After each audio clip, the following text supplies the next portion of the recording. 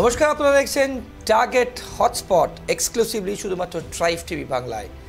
নির্বাচন চলছে এবং নির্বাচনে কিন্তু আমরা প্রত্যেকে আমরা সবাই কিন্তু নির্বাচন নিয়ে ব্যস্ত এবং নির্বাচন নিয়ে অধীর আগ্রহে অপেক্ষা করছি কোন কেন্দ্রে কে জিতবে এবং কোন কেন্দ্রে শেষ হাসি কে হাসবে। টার্গেট হটস্পট আমরা ইন্ডিভিজুয়ালি পশ্চিমবঙ্গে 42টি আসনের মধ্যে কিন্তু আমরা যাচ্ছি, বিভিন্ন আসনে যাচ্ছি এবং সেখানকার কি হতে যাচ্ছে, সেখানে কি হতে পারে তার আভাস আমরা আপনাদের সামনে দিচ্ছি। টার্গেট হটস্পটের আজকের পর্ব আমরা এমন একটি কেন্দ্র নিয়ে করব যে কেন্দ্রে সবার প্রত্যেকের জাতীয় স্তর থেকে রাজ্য স্তর পর্যন্ত প্রত্যেকের নজর। কেন? সন্দেশখালী ইস্যু কিন্তু একটি জ্বলন্ত issue. It's a burning sensation বলা যায়, রাজনৈতিকভাবে কিন্তু একটি বার্নিং সেন্সেশন, জ্বলন্ত ইস্যু আমাদের প্রত্যেকের কাছে। এবার সন্দেশখালী নিয়ে কিন্তু সব রাজনৈতিক দল, বিজেপি থেকে শুরু করে তৃণমূল কংগ্রেস থেকে শুরু করে প্রত্যেকেই, সিপিএম থেকে শুরু করে প্রত্যেকেই কিন্তু সামনে আনতে চেয়েছে সন্দেশখালী ইস্যু। শেখ শাহজাহান কিন্তু ইতিমধ্যেই জেলে। এখন প্রশ্ন হচ্ছে, সন্দেশখালী ইস্যু নিয়ে এই লোকসভা কেন্দ্র, যে লোকসভা কেন্দ্র আজ আমাদের টার্গেট হটস্পটের এপিসেন্টার, সেখানকার মানুষজন কি বলছেন? ঠিক ধরেছেন, বুঝতেই পাচ্ছেন। টার্গেট হটস্পটে আমাদের আজকের এপিসোডের এপিসেন্টার বসিরহাট।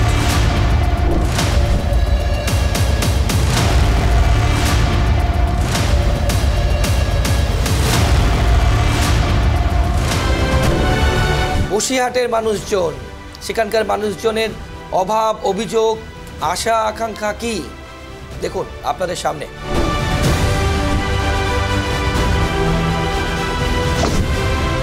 নমস্কার, টার্গেট হটস্পটে আপনাদের স্বাগত। আমি রিমিক আজকে চলে এসেছি বসিরহাট লোকসভা কেন্দ্রে, যে লোকসভা কেন্দ্রের দিকে গোটা রাজ্য তো বটেই, এবারের লোকসভা নির্বাচনে গোটা দেশের নজর রয়েছে, কেননা এই বসিরহাট লোকসভার মধ্যেই রয়েছে সন্দেশখালী। আর এই সন্দেশখালী বিধানসভা দিয়েই শুরু করব আমরা আজকের টার্গেট হটস্পট।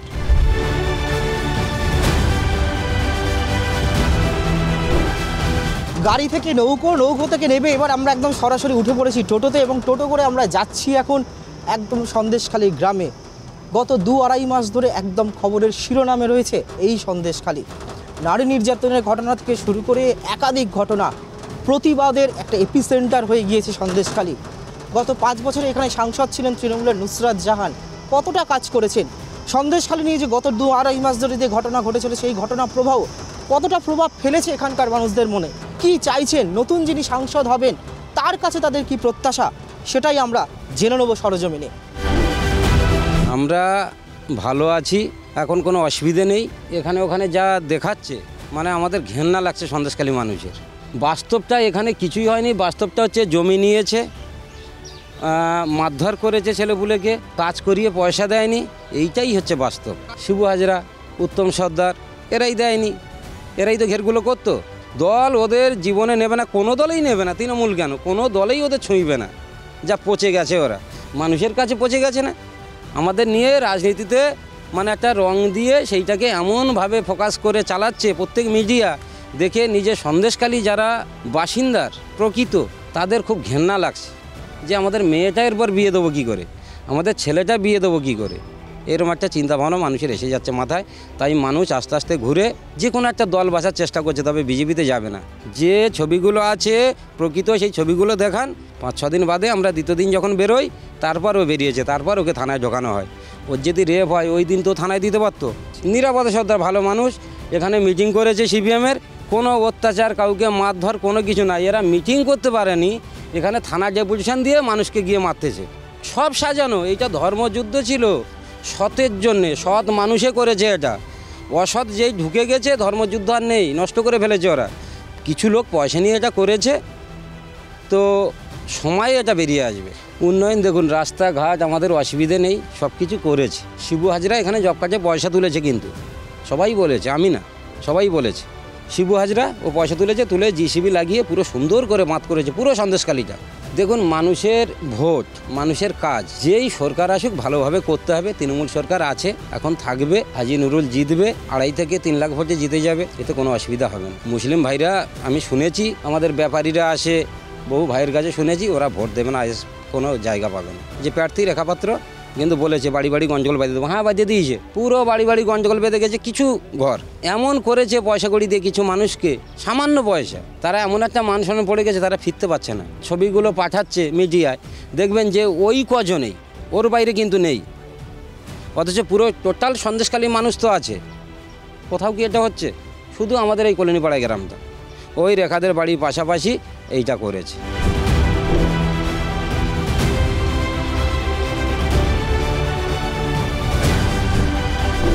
সন্দেশখালীতে কাজের চিন্তাভাবনা তো কারোরই নেই। চিন্তাভাবনা হচ্ছে কে কত ভোট পাবে, কার গাড়িতে কত ভোট নেওয়া যাবে, এইসব নিয়ে চিন্তাভাবনা হচ্ছে। যে এই রাস্তাঘাটগুলো, আমাদের এই রাস্তাগুলো এই উত্তম সর্দার জেসিবি চালিয়ে চালিয়ে সব ফাটিয়ে ফেলেছে। একটা রাস্তা, সব সরু রাস্তা, দুটো করে গাড়ি যায় না, পাস হয় না। সেই রাস্তাগুলো ঠিক করতে হবে। নদীর বাঁধ কিছু কিছু জায়গায় খারাপ আছে, সেই বাঁধগুলোকে রিপেয়ারিং করতে হবে। কল কল আছে, প্রত্যেক বাড়িতে কল দিয়েছে, দিয়ে আধার কার্ডের জেরক্সগুলো নিয়ে চলে গেছে, কিন্তু কলে কোনো জল পড়ে না। কলে একদমই জল পড়ছে না, জল নেই, জলের খুব সমস্যা আমাদের এখানে। অত্যাচার সত্যি করেছে শিবু হাজরা, উত্তম, এরাই করেছে, আমাদের উপরে অত্যাচার করেছে। আমি গাড়ি চালাই, আমাদের নিয়ে গিয়ে অনেকদিন কাজও করিয়েছে, ধামাখালি, সন্দেশখালি নাইটও জাগিয়েছে, পার্টি অফিসের সামনে বসিয়ে রেখেছে, চায়ের কাপও গুড়ানো করিয়েছে, কিন্তু আমাদের কোনো টাকা পয়সাও দেয়নি, এবং কি মারধরও করেছে হলো। তো আমি কেন, এই মুহূর্তে আমরা সন্দেশখালী যারা বাস করি সবাই তো চাইছি যাতে আমাদের সন্দেশখালীটা শান্তিভাবে থাকুক, আগে যেমন ছিল সন্দেশখালীটা তেমনই থাকুক। শাহজাহান আমাদের উপরে এত অত্যাচার করেন, ওরাও শিবু হাজরা আর সে উত্তমকে করাতো আর। এখানে কাজটা যদি 100 দিন চালু ছিল, সেই কাজ যদি 200 দিন হয়, তাহলে আমাদের এই শ্রমিকরা বাইরে যেতে হয় না। শিল্প যদি এখানে এই পশ্চিমবাংলা হয়, তাহলে পরিষেবা শ্রমিক হয়ে যেতে হয় না। বেকারের সমস্যা, শিক্ষিত ছেলেরা চাকরি বাকরি পাচ্ছে না, ভুয়ো চাকরি, টাকার বিনিময়ে চাকরি হচ্ছে। আমরা চাই এমন একটা সরকার যাক, শিক্ষিত বেকারের চিন্তা করবে, খাদ্য, শিক্ষা, বস্ত্র, এইগুলো মানুষের চাহিদা, এইগুলো যাতে সুস্থভাবে থাকতে পারে, মানুষ পেতে পারে পরিষেবা, তাই ভালো। আমাদের এখানে উন্নয়ন হওয়ার দরকার আছে এই মুহূর্তে, খাল সংস্কার করা, চাষিদের পরিষেবা দেওয়া, জল নিকাশি করে, খাল নিকাশি করে মানুষকে আবার যাতে চাষবাস আবাদ করতে পারে, এইগুলো ব্যবস্থা। বাড়ি বাড়ি যে জলগুলো দেওয়ার কথা, টিউবওয়েলগুলো অবিলম্বে জল দেওয়ার কথা, জল দিলে ভালো হয়। জল নেই, টিউবওয়েলে জল নেই। প্রতিবাদ করেছে তো আমাদের জমি জায়গা নিয়ে, প্রতিবাদ হয়ে জমি জায়গা 100 দিনে কাজের টাকা দিচ্ছে না, আমাদের জমি জোর করে কেড়ে নিচ্ছে। জমি বলছে ফেরত দেবে, কিন্তু আদৌ কি এখন এই দেখুন জল নোনাগাল উঠে আসে, ভোটে বা মানুষ শান্তিভাবে দেবে। বিশেষ করে সন্দেশখালী, তামিলনাড়ু 39টা সিট একদিনে ভোট হয়ে গেল, আমাদের এখানে 42টা সিট, মাত্র 3টা সিট বেশি। সাধ্যবায় করতে হচ্ছে কেন? তাহলে বুঝতে হবে পরিস্থিতি কোথায় গিয়ে পৌঁছে গেছে, সরকার কন্ট্রোল করতে পারছে না।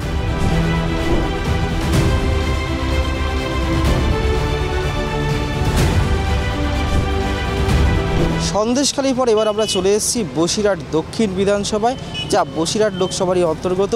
বসিরহাট দক্ষিণ বিধানসভার মানুষরা কি ভাবছেন 24-এর এই লোকসভা নির্বাচন যে রয়েছে, সেই নির্বাচনে তারা কি ভাবছেন, তাদের কি ক্ষোভ, তাদের কি দাবি দাওয়া, কী উন্নয়ন হয়েছে, কি দরকার, তারই সুলুক সন্ধান করব এবার আমরা।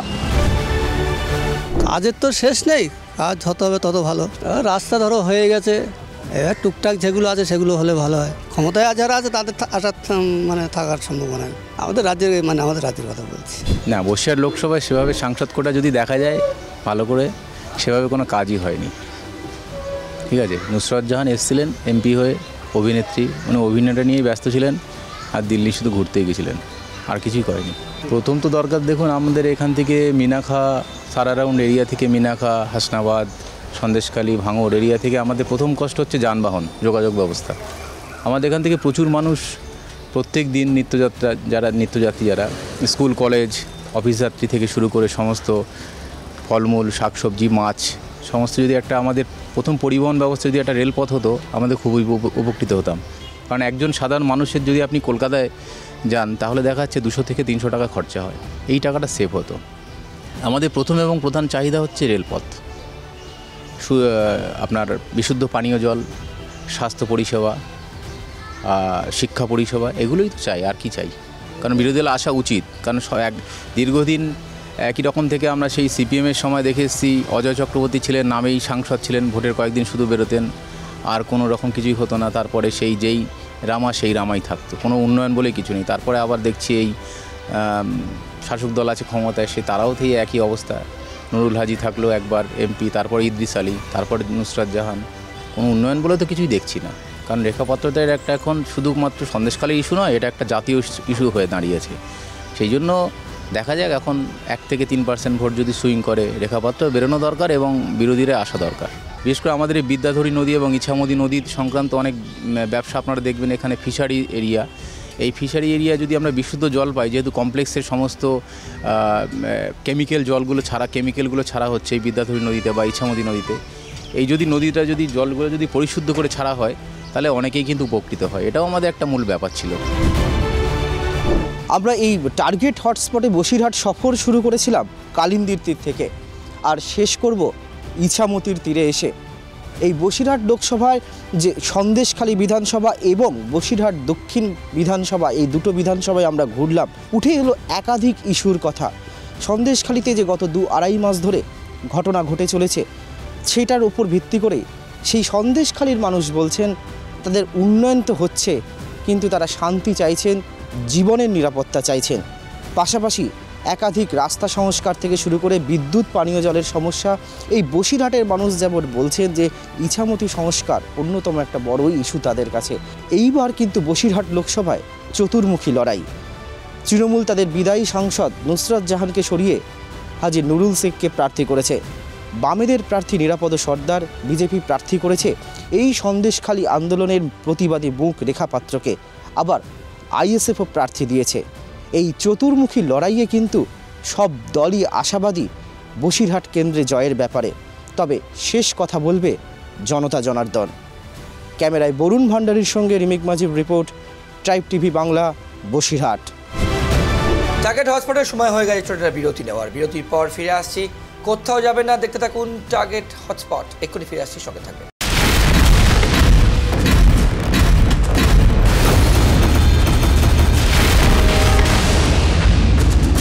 বসিরহাটের মানুষজন কিন্তু আমাদের প্রতিনিধিকে যখন তারা প্রশ্ন করেছিলেন যে কী কী পাননি, কী কী চাইছেন, তাদের অনেক অভাব অভিযোগ কিন্তু আপনারা দেখেছেন।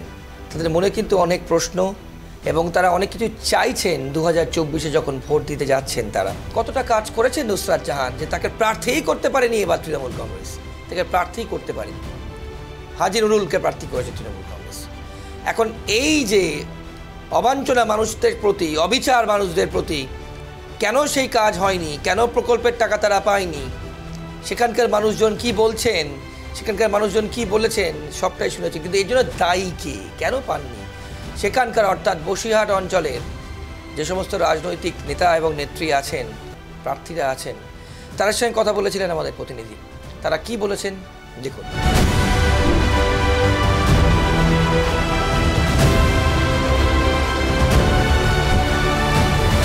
এই বসিরহাট লোকসভায় এবার কোন কোন ইস্যুতে ভোট হবে, মানুষের কি চাহিদা, কি বলছে মানুষ, কি বলছেন রাজনৈতিক বিশ্লেষক থেকে শুরু করে রাজনৈতিক নেতারা, জেনে নেব। আমরা জেতার ব্যাপারে 300% নিশ্চিত এবং 3 লক্ষ বেশি ভোটে জিতব। তার কারণ হচ্ছে সন্দেশখালীতেও তৃণমূল বিরোধী ভোটটা দুভাগে ভাগ হয়ে যাচ্ছে। বিজেপিও পাবে কিছু, বামফ্রন্টও পাবে, এবং সন্দেশখালীতেও লড়াইটা শেষ পর্যন্ত সিপিএমের সঙ্গে তৃণমূলের হচ্ছে। বিজেপি সন্দেশখালীতেও থার্ড হবে। রেখাপাত্র অনেক পিছিয়ে পড়েছে। সন্দেশখালীর কাণ্ড আরও বরঞ্চ বিজেপির বুমেরাং হয়ে গেছে রাজ্য রাজনীতি। 1 ইঞ্চিও জমি ছাড়া হবে না ভারতীয় জনতা পার্টিকে। নিরাপদবাবুর আমলেও সন্দেশখালী নিরাপদে ছিল না, বরঞ্চ 2021-এর বিধানসভায় সিপিএমের সঙ্গে জোট হয়েছিল, ওদের আইএসএফের জোট হয়েছিল। সেক্ষেত্রে একটু হলো আমাদের আব্বাস সিদ্দিকী, নওশাদ সিদ্দিকীরা ফ্যাক্টর ছিল, কিন্তু এই লোকসভা ভোটে খুঁজে পাওয়া যাবে না আইএসএফকে। নুরুলদা একটা ব্র্যান্ড, আর যিনি প্রার্থী হয়েছেন তিনি পরীক্ষিত, প্রমাণিত। 2009 থেকে 14 সাল পর্যন্ত তিনি সাংসদ ছিলেন বসিরহাটের। তিনি রক্ষাকর্তার ভূমিকায় তপশিলি জাতি উপজাতি সম্প্রদায়ের মানুষের পাশে দাঁড়িয়েছিলেন। এগুলো বেশি দিনের ঘটনা নয়। ধর্মনিরপেক্ষ মানুষ, অনেকে নানাভাবে কালিমালিপ্ত করার চেষ্টা করছে।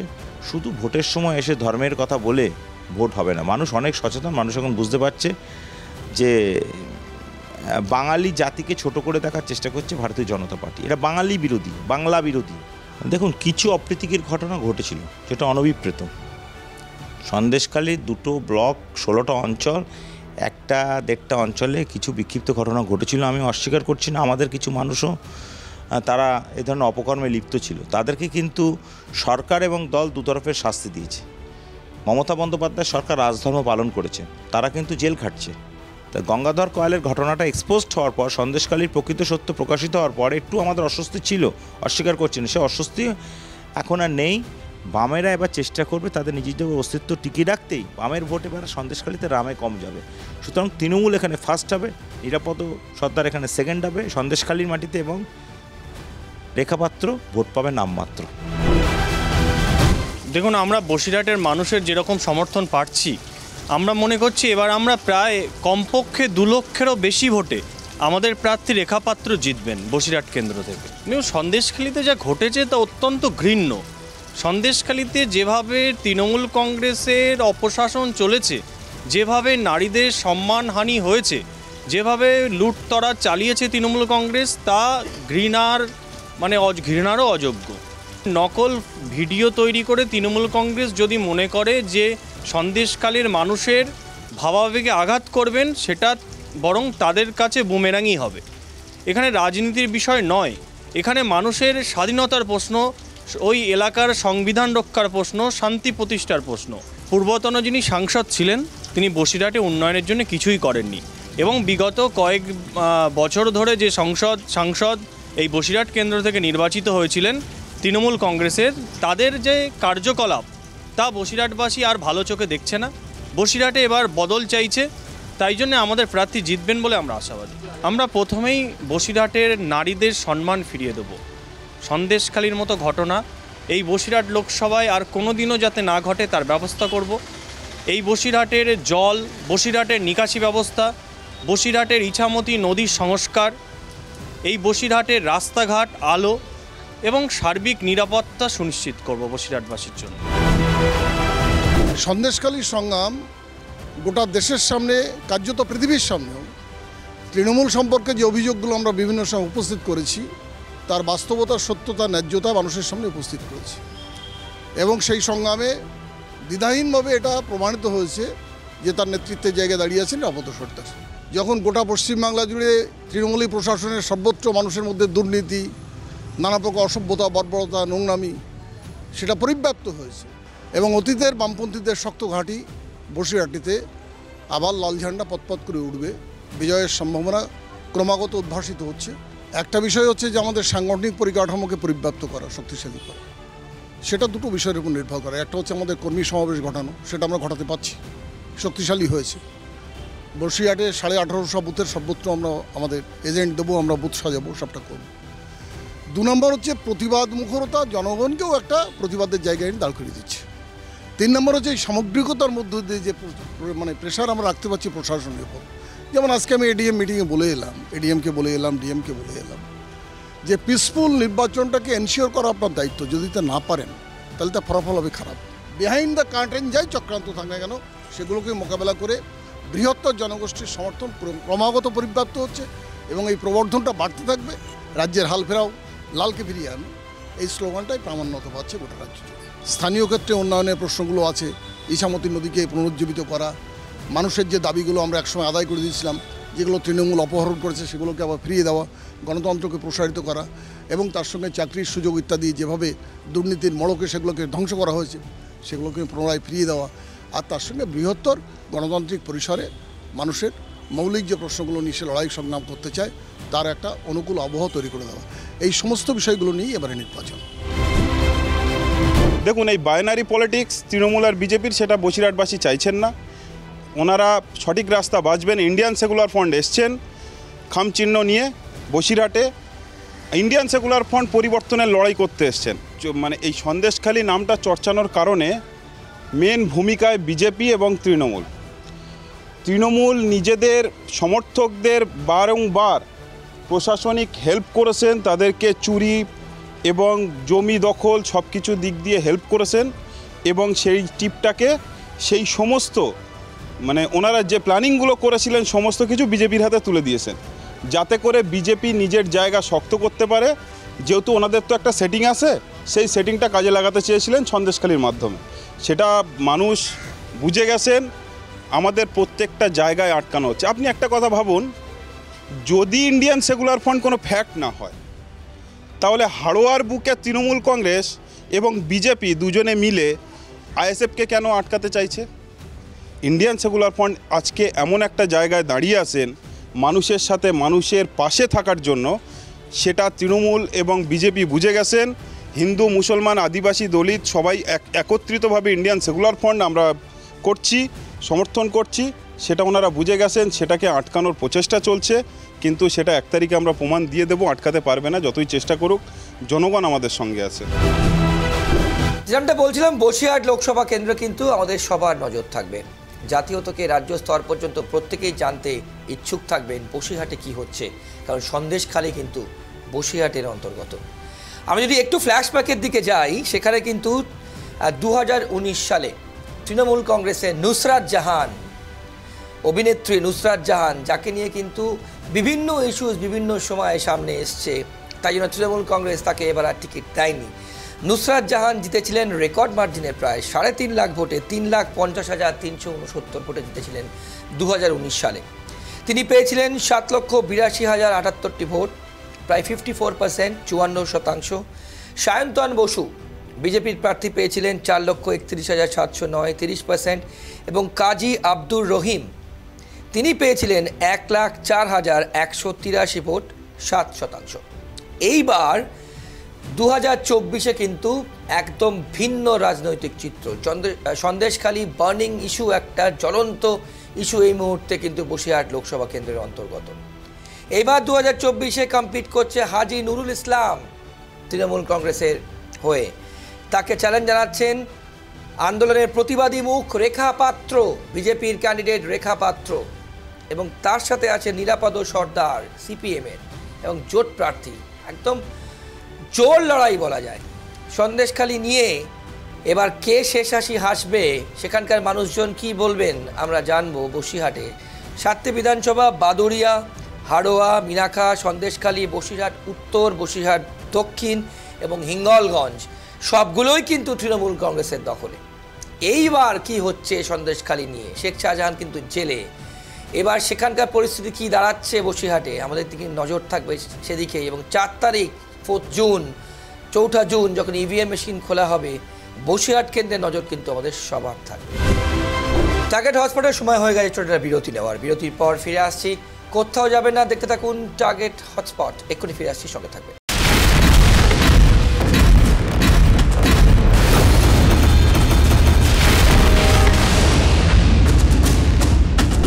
ভোটের ময়দানে রাজনৈতিক বিশ্লেষণ কিন্তু ভীষণ জরুরি। কেন? কারণ সেখানকার অর্থাৎ বসিরহাট লোকসভা কেন্দ্রে কি হতে যাচ্ছে, সেখানকার রাজনৈতিক প্রেক্ষাপট কি বলছে, কতটা ভোট টানতে পারবে সন্দেশখালী ইস্যু, কতটা প্রভাব ফেলবে ভোটে, এবং সেখানে নিরাপদ সর্দার কতটা ভোট টানতে পারবেন, লড়াকু নেতা কিন্তু সেখানকার। এদিকে কিন্তু অনেক কিছু নির্ভর করবে সেই আসনে, অর্থাৎ বসিরহাট লোকসভা কেন্দ্রে কিন্তু কে জিততে পারেন। হাজী নুরুলের অ্যাকসেপ্টেন্স লেভেল, গ্রহণযোগ্যতা কতটা, এবং রেখা পাত্র প্রতিবাদী মুখ, প্রচুর মানুষ যাচ্ছেন, তিনি যখন র্যালি করছেন, তিনি যখন রোড শো করছেন, প্রচার করছেন। এখন সেদিক থেকে কিন্তু রাজনৈতিক বিশ্লেষকের বিশ্লেষণ ভীষণ ভীষণ জরুরি। সেখানে ভোট স্প্লিটস না হলে কোন দিকে হাওয়া, আইএসএফ কতটা ভোট কাটতে পারবে, এবং আইএসএফ ভোট কাটলে কার ডিভিডেন্ড, রাজনৈতিক বিশ্লেষণের বিশ্লেষণ আপনাদের সামনে। ইতিমধ্যেই সন্দেশখালী ঘটনাবলীর মধ্য দিয়ে পশ্চিমবঙ্গের এই ভূ রাজনৈতিক অঞ্চলটি রীতিমতো সাড়া ফেলে দিয়েছে সারা দেশে। এখন প্রশ্ন হলো, আসন্ন লোকসভা নির্বাচনে এই সন্দেশখালীর ঘটনা লোকসভার ভোট কেন্দ্রিক রাজনীতিতে কতটা প্রভাবিত করতে পারে। তার আগে আমরা জেনে নিই সংক্ষিপ্তভাবে বসিরহাট লোকসভার অন্তর্গত সুদীর্ঘ অঞ্চলটি, অর্থাৎ একদিকে সীমান্ত অঞ্চল, অন্যদিকে সুন্দরবন অঞ্চলের অন্তর্ভুক্ত। তাই এখানের ভূ রাজনীতি যেমন একটু আমাদের মূল ভূখণ্ডের থেকে আজ আলাদা, একইভাবে বলা যায় এখানকার এই ভূ রাজনীতির সঙ্গে বলা যায় এখানকার ভৌগোলিক মানচিত্রের যে ভোট ব্যাংক পলিটিক্স বলুন বা ভোট করিয়ে নেওয়া কুড়িয়ে নেওয়া দুটোই বলুন, একটু ভিন্নতর মাত্রা আছে।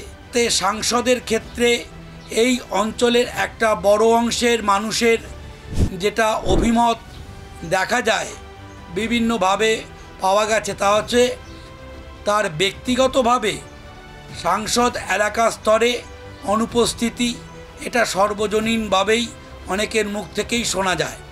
একটা বড় জায়গা জুড়ে রয়েছে যা ক্ষোভের জায়গা, সেটা হচ্ছে এখানকার অন্যতম প্রধান জায়গা হলো দুর্যোগ প্রবণ এলাকা। এই দুর্যোগ প্রবণ এলাকাতে প্রধান সমস্যাই হচ্ছে নদীবাঁধ সংরক্ষণের সমস্যা। এই দুটো ক্ষেত্রে বলা যায় সাংসদের ক্ষেত্রে তাদের ব্যাপক পরিমাণে অভিযোগ যে তেমনভাবে তারা সুরাহা কিন্তু এই বিগত 5 বছরে তারা পায়নি। দুটো জায়গার ওপরে কিন্তু এই ভোট বাক্সের লড়াইটা এই অঞ্চলে অন্তত রয়েছে।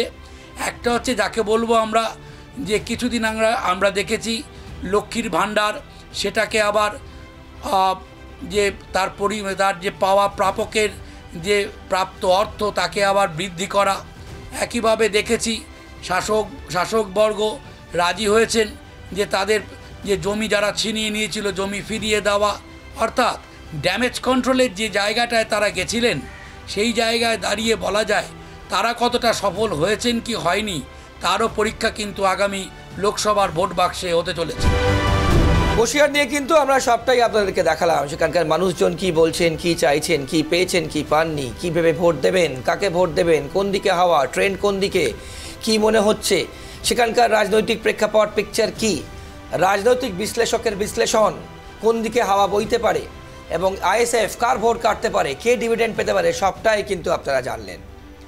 এইটা জেনে মোটামুটি এইটুকু বুঝলাম যে বসিরহাটে কিন্তু খুব জোর লড়াই হতে যাচ্ছে। নুসরাত জাহান যে ইমেজ ওখানে ক্রিয়েট করে গেছেন, সেই ইমেজকে কিন্তু তৃণমূল কংগ্রেস ধরে রাখার জন্য অর্থাৎ মুছে ফেলার জন্য, নতুনভাবে শুরু করার জন্য প্রতিশ্রুতি কিন্তু সেখানকার মানুষজনের প্রতি সংখ্যালঘু ভোট কিন্তু একটা ভীষণ বড় ইম্পর্টেন্ট ফ্যাক্টর হতে যাচ্ছে বসিরহাট লোকসভা কেন্দ্রে। আমরা প্রত্যেকে জানি সংখ্যালঘু ভোট কি স্প্লিট হচ্ছে, তৃণমূল কি হারাচ্ছে নাকি রিগেন করছে, যদি রিগেন করে তাহলে বিজেপির কতটা ক্ষতি। আবার অন্যদিকে প্রতিবাদী মুখ রেখা পাত্র কিন্তু প্রার্থী হয়েছেন, তার দিকে কি মহিলারা ভোট দেবেন, লক্ষ্মীর ভাণ্ডার ইস্যু কতটা দাগ কাটতে পারবে ভোটারদের মনে, এদিকে কিন্তু আমাদের সব চোখ থাকবে। টার্গেট হটস্পট আজকের পর্ব এ পর্যন্তই। আমরা আবারও ফিরে আসবো অন্য কোনো লোকসভা কেন্দ্রে অন্য কোনো আসনে নিয়ে আপনাদের সামনে। ততক্ষণ ভালো থাকবেন এবং দেখতে থাকুন শুধুমাত্র ট্রাইব টিভি বাংলা, বাংলার আপন।